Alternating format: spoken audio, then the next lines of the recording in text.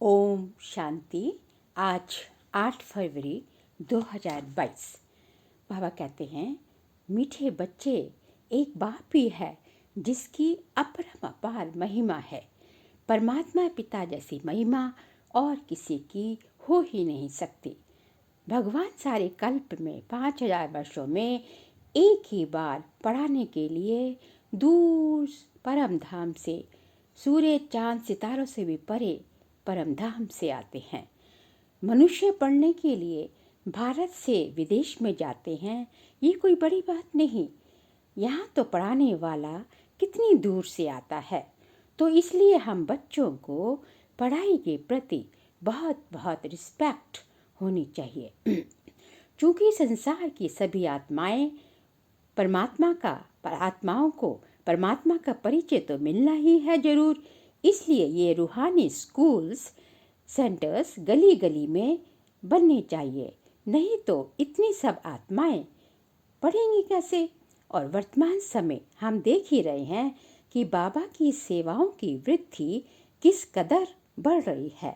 फिर चाहे वो स्कूल में जाकर पढ़ने की बात हो या फिर ऑनलाइन क्लासेस की बात हो। आज बाबा ने पूरी वाणी में इस बात पर कई बार अटेंशन खिंचवाया कि सृष्टि में महिमा करने लायक सिर्फ परमात्मा शिव ही है, दूसरा ना कोई। ये हमारा बेहद का बाप है, आकर हमें राजयोग सिखलाते हैं। सर्व का सदगति दाता पतित पावन है। सिर्फ मनुष्य को ही नहीं, प्रकृति के 5 तत्वों को भी ये आकर पावन बनाते हैं। आत्मा ही सब जानती है, शरीर नहीं। आत्मा ही कहती है ये फलाना है, आत्मा ऑर्गन्स द्वारा जानती है। अगर आत्मा शरीर से निकल जाए तो सारा शरीर का खेल खत्म हो जाता है। आत्मा को मेल कहा जाएगा, फीमेल नहीं, क्योंकि आत्मा आत्मिक दृष्टि से हम सब भाई भाई हैं। शिव बाबा का कोई अपना मनुष्य का रूप नहीं है। इनकी जब प्रविष्टता ब्रह्मा तन में होती है तब वे ब्रह्मा द्वारा हमको सारा ज्ञान समझाते हैं, वर्षा देते हैं। लक्ष्मी नारायण जिनका कंबाइंड रूप विष्णु है, पुनर्जन्म लेते लेते अंतिम जन्म में ब्रह्मा बनते हैं। कृष्ण के भक्तों से तो पूछो राधे कृष्ण कहाँ हैं, तो कहेंगे जहाँ देखो वहाँ राधे राधे राधे कृष्ण। इसी तरह राधे के पुजारी कहेंगे कि राधे ही राधे है। हनुमान के भक्त कहते हैं जिधर देखो हनुमान ही हनुमान है, परंतु ऐसी बात है नहीं। परमपिता परमात्मा अपनी महिमा तो नहीं करते, वह तो अपने कार्यों से, अपने पाठ से ये सिद्ध करके बतलाते हैं कि उनके अलावा और कोई की महिमा हो ही नहीं सकती।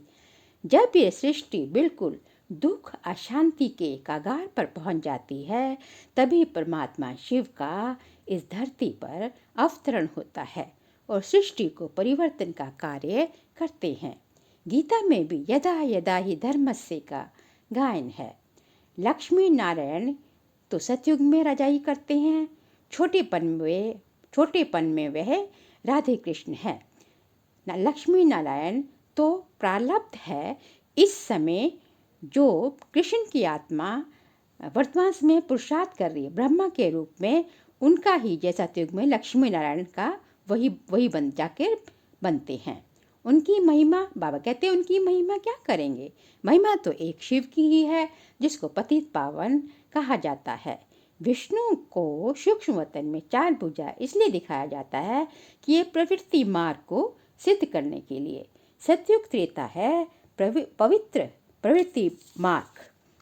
बाबा कहते हैं परम पिता परमात्मा पिता के रूप में, परम टीचर के रूप में और परम सद्गुरु के रूप में आके अपना कार्य करते हैं। उन्हें ही अकाल मूर्त कहा जाता है। मंदिरों में शिव बाबा को बैल पर दिखाते हैं। वह तो है ज्ञान सागर पतित पावन। उनको तो ज्ञान सुनाने के लिए मनुष्य तन चाहिए होगा ना। उनका तख्त ये ब्रह्मा ही है। धर्म स्थापक तो सिर्फ अपना धर्म स्थापन करते हैं। उनकी क्या महिमा होगी। वह कोई मुक्ति या जीवन मुक्ति थोड़ा दे सकते हैं। वह तो अपने धर्म वालों को नीचे आने के ही निमित्त बनते रहते हैं। सतो रजो तमो में तो सबको आना ही है। धर्म स्थापकों ने जो शिक्षा दी, फिर उनके शास्त्र बनते हैं, जैसे बाइबल, कुरान इत्यादि। एक बार जो इस सृष्टि रूपी रंगमंच में ऊपर से उतर जाता है, फिर वापस नहीं जा सकता। सृष्टि इस समय भिन्न भिन्न नाम रूप से यहाँ पतित, वो सभी इस समय भिन्न भिन्न नाम रूप में इसी पतित दुनिया में हैं। इसलिए मोक्ष किसी को मिलता नहीं। बलिहारी तो सिर्फ उस एक शिव परमात्मा की है, इसलिए उसका ही गुणगान करते रहना चाहिए। कहते भी हैं शिवाय नमः। सबसे ज़्यादा महिमा उस परम पिता परमात्मा शिव की है। पुकारते भी है ओ गॉड फादर, लिबरेट करो। ये सृष्टि रूपी नाटक बना हुआ है। जब सृष्टि पुरानी हो जाती है, तब परमात्मा को आना पड़ता है। मूल वतन, सूक्ष्म वतन और स्थूल वतन तीनों लोगों का आके ज्ञान देते हैं। ज्ञान एक ही बार मिलता है कल्प में, उनको ज्ञान का सागर कहा जाता है। बाकी ये सूर्य, चांद, सितारे आदि तो बाबा कहते हैं बेहद मांडवे की रोशनी देने वाली बत्तियां हैं। जब हम वापस जाते हैं तो वह सूक्ष्म वतन पर ऊपर से नीचे जब उतरते हैं तो मूल वतन से आत्माएं डायरेक्ट यहाँ आती है, वह सूक्ष्म वतन नहीं आती, सीधा गर्भ में जाती हैं। सूक्ष्म वतन का निर्माण और उसका पाठ तो यहाँ केवल संगम पर ही होता है, फिर ये खत्म हो जाता है। सतयुग त्रेता में गर्भ महल होता है, वहाँ संतान की उत्पत्ति योग बल से होती है। यहाँ द्वापर कलयुग में गर्भ जेल बन जाता है। द्वापर से रावण राज्य अर्थात 5 विकार शुरू हो जाते हैं। दिखाया है द्वापर में ही देवी देवताएं वाम मार्ग में जाते हैं। इसका यादगार जगन्नाथपुरी के मंदिर में है। अंदर जगन्नाथ की मूर्ति है और बाहर में देवताओं के गंदे गंदे चित्र हैं। बाबा कहते हैं ऐसे चित्र मंदिर में तो नहीं होने चाहिए। जो पहले पहले यहाँ सृष्टि पर नीचे उतरते हैं, उनके 84 जन्म होते हैं, अर्थात देवी देवताओं के 84 लाख तो किसी होते नहीं। द्वापर से इस्लामी, बौद्धी, क्रिश्चियन इत्यादि धर्म आते हैं। भारत ही अविनाशी सचखंड है। इस समय जो परमात्मा शिव द्वारा सच्ची गीता गाई जाती है, वह बाद में नहीं रहती। द्वापर से तो फिर भक्ति मार्ग वाली गीता रह जाती है और उसी का जो है भक्ति मार्ग वाली गीता ही गाई जाती बनती है और उसी का शास्त्र बनता है। बाबा कहते हैं भक्ति मार्ग के लिए तो ये सब चाहिए ना। भारत कितना साहूकार था, ये इसी बात से सिद्ध होता है कि सोमनाथ के मंदिर को कितनी बार, अनेकों बार लूटा गया। बाबा कहते हैं मैं कभी देह अभिमानी यानी बॉडी कॉन्शियस नहीं बनता, क्योंकि पुनर्जन्म रीबर्थ ही मेरा कभी नहीं होता।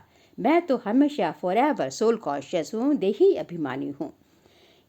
ये संगम की बेला ही मुख्य है, इसलिए अमृत वेला का ब्राह्मणों के जीवन में बहुत ही प्रमुख मुख्य स्थान है।